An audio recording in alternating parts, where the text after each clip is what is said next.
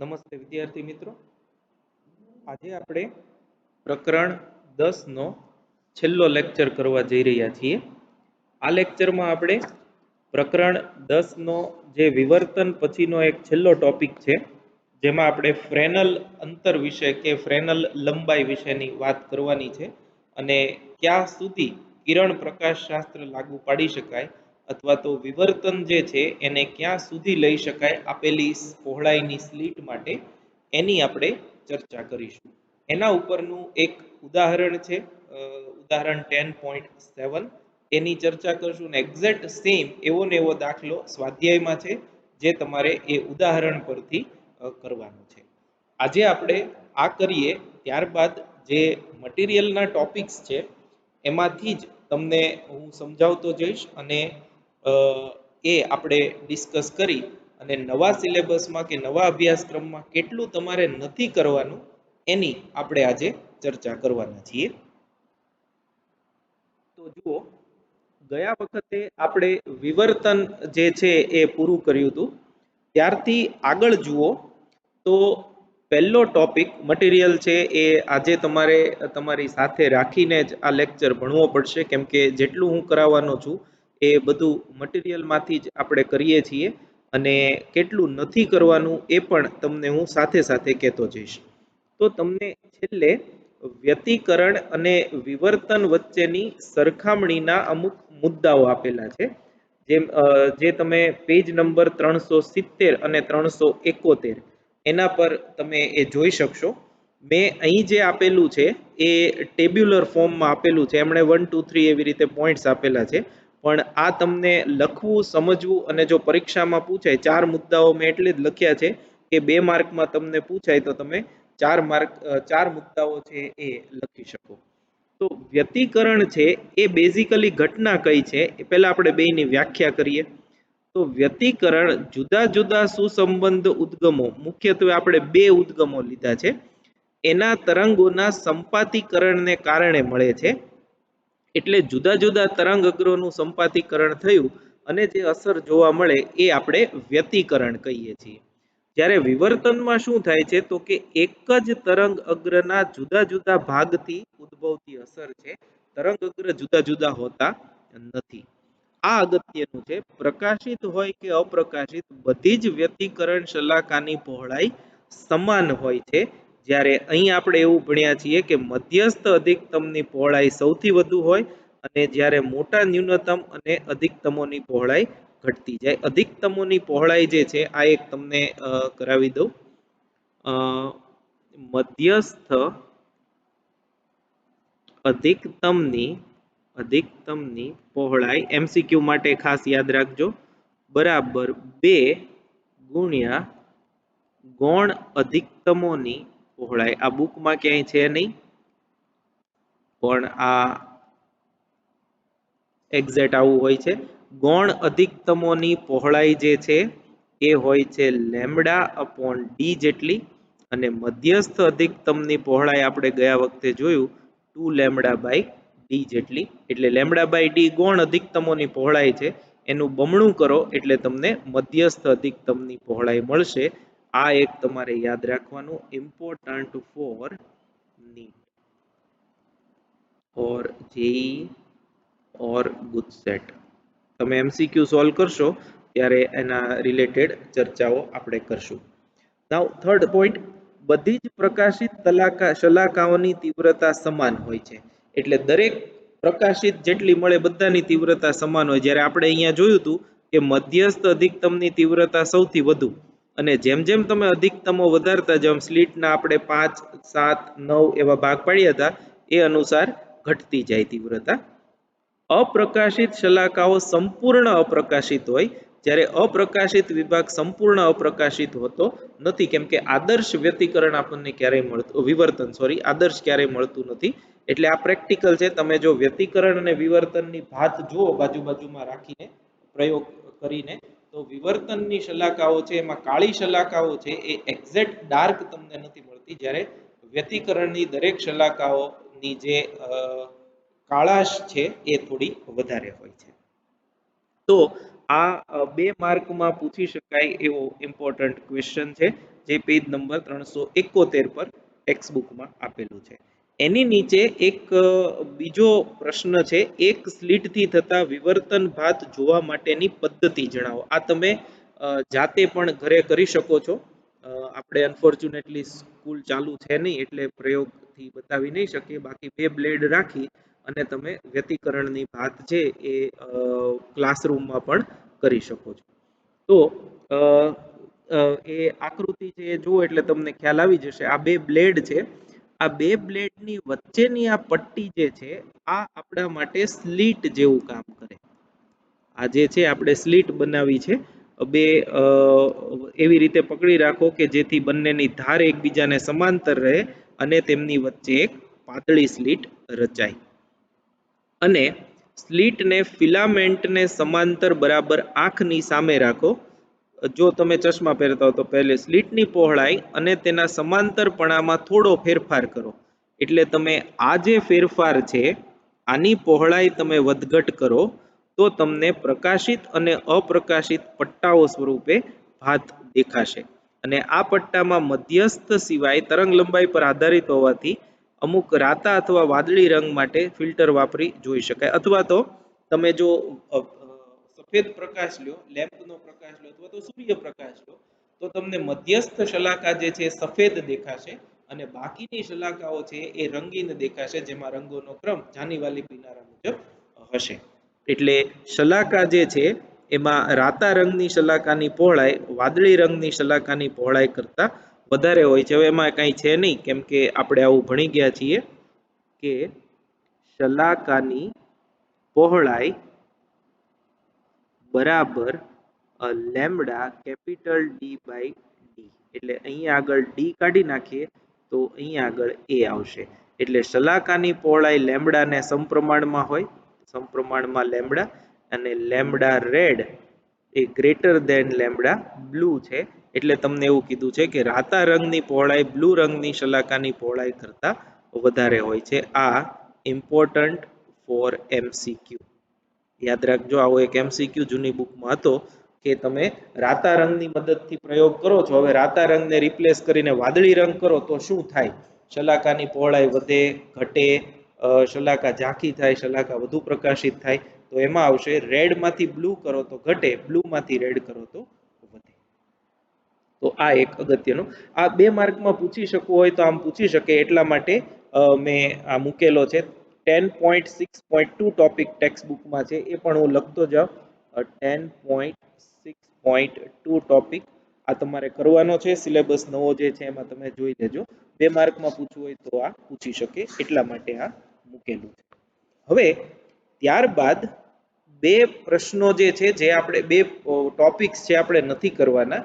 એક છે એ છે 10.6.3, એ છે ટેલિસ્કોપની વિભેદન શક્તિ. આ આપણે ટેક્સ્ટબુકમાં એટલે કે સોરી સિલેબસમાં નવામાં છે નહીં, એટલે એને આપણે નહીં ડિસ્કસ કરીએ. અને ત્યારબાદ જે આવતો ટોપિક છે એ સેમ માઇક્રોસ્કોપની વિભેદન શક્તિ, એ પણ 10.6.3 છે, એ પણ આપણે ડિસ્કસ કરવાનો નથી. એટલે મટીરિયલ તમારી સામે હોય તો આ ટોપિક જે છે એની આપણે ચર્ચા કરવાના નથી. પછી આ જે છે એ છે ફ્રેનલ અંતર પર નોંધ લખો, અથવા તો આને આપણે કહીએ છીએ કિરણ પ્રકાશ શાસ્ત્ર કેટલે સુધી લાગુ પાડી શકાય તે સમજાવી ફ્રેનલ અંતરનું સૂત્ર લખો.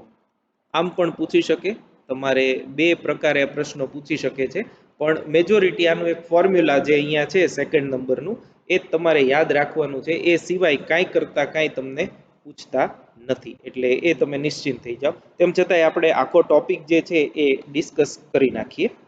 તો જુઓ, એક એ પહોળાઈ એટલે સ્લીટ અથવા તો છિદ્ર ને સમાંતર કિરણપુંજ વડે પ્રકાશિત કરવામાં આવે તો લગભગ લેમડા બાય એ જેટલા કોણે વિવર્તિત પ્રકાશ મોકલે છે. લેમડા બાય એ જે છે એ આપણે ખૂણા પરથી આવેલું છે. હવે તમને થોડુંક આની વિશે વાત કરી દઉં. આ ધારો કે સ્લીટ છે, તમારે કંઈ દોરવા લખવાની જરૂર નથી. એ પહોળાઈની સ્લીટ છે અને અહીંથી સમાંતર કિરણો જે છે એટલે આ એનું તરંગ અગ્ર થયું એ એના પર આપાત થાય છે. હવે અહીંયા આગળ ધારો કે આ તરંગો જે છે એનું વિવર્તન થયું અને વિવર્તનના પરિણામે આમ થયું. હવે તમે જુઓ તો વિવર્તિત તરંગો જે છે એ આમ જશે, પણ જેમ જેમ આગળ વધતા જશે એમ તેઓ સમાંતર થતા જશે અને ત્યાં કિરણ પ્રકાશ શાસ્ત્રની અસર જે છે એ થતી રહેશે. તો હવે આ ખૂણો જે છે, આ ધારો કે સીધા જતા કિરણો છે એમ માનીએ તો આપણે ભણી ગયા છીએ કે આ ખૂણો જો થીટા હોય તો અહીંયા આગળ આપણે સાઇન થીટા બરાબર લેમડા બાય એ થશે. સાઇન થીટા બરાબર લેમડા બાય એ આ આપણે લીધું છે ન્યૂનતમની શરત પરથી.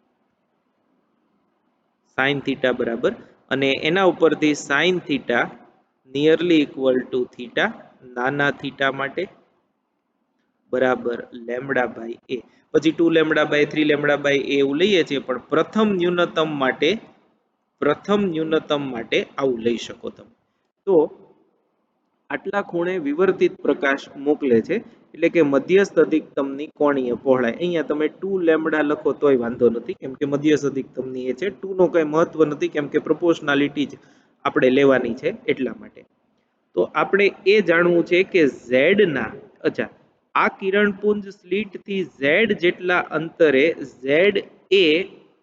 Z લેમડા બાય એ જેટલું પહોળું થશે. એટલે આ જે બ્રોડ થયું છે એ જો આ અંતર Z હોય તો Z અંતરે Z બરાબર લેમડા આ જે રેખીય પહોળાઈ છે આને આપણે કહેશું રેખીય પહોળાઈ. આ થશે લેમડા ઇન્ટુ એ ઇન્ટુ અંતર Z, એટલે કે લેમડા Z બાય એ જેટલું. તો આપણે એ જાણવું છે કે આ અગત્યનું છે, બરાબર સમજજો. આપણે એ જાણવું છે કે Z ના કયા મૂલ્ય માટે વિવર્તનના કારણે થતો કિરણપુંજનો ફેલાવો, એટલે આમ જે ફેલાવો થયો એ ફેલાવો એ અડચણના માપ એ સાથે સરખાવી શકાય તેટલો થાય. એટલે આના પ્રમાણમાં બહુ મોટો ફેરફાર ન થવો જોઈએ એ અંતર. એટલે વિવર્તનના કારણે થતો કિરણપુંજનો ફેલાવો એ લગભગ અડચણના માપ જેટલો હોય ત્યાં સુધી તમે વિવર્તનની અસરો જોઈ શકો. ત્યારબાદ આ જે વિભાગ છે ત્યાં તમને કિરણ પ્રકાશ શાસ્ત્રના નિયમો વધુ સારી રીતે લાગુ પાડી શકાય. ત્યાં સુધી તમે ZF જે છે એ એવું અંતર છે કે જ્યાં સુધી પ્રકાશનું વંકન ખૂબ ઓછું હોય ને ત્યારબાદ તમે એને કિરણ પ્રકાશ શાસ્ત્ર તરીકે લઈ શકો. તો વિવર્તનના કારણે થતો કિરણપુંજનો ફેલાવો એ આપણે જોયું લેમડા Z બાય એ લગભગ એ જેટલો હોવો જોઈએ. આના ઉપરથી Z ને કરતા બનાવો તો a સ્ક્વેર બાય લેમડા થશે. અને આ જે Z છે એ Z ને ફ્રેનલ લંબાઈ કહેવાય, જેને ZF વડે દર્શાવીએ છીએ. તો ZF નું આ સૂત્ર છે. આ સૂત્ર જે છે એ મોસ્ટ ઇમ્પોર્ટન્ટ. આના સીધા જ MCQ હોય છે, એટલે તમે થિયરી ન સમજાય તો પણ વાંધો નથી, સીધા MCQ આપણે ગણતરી કરી અને સોલ્વ કરી શકીએ છીએ. તો આનો મતલબ એવો થાય કે ZF થી ખૂબ ઓછા અંતર માટે વિવર્તનનો ફેલાવો સ્લીટની જાડાઈ કિરણપુંજની જાડાઈ કરતા ઓછો, એટલે કે તમે વિવર્તનની અસર લઈ શકો છો.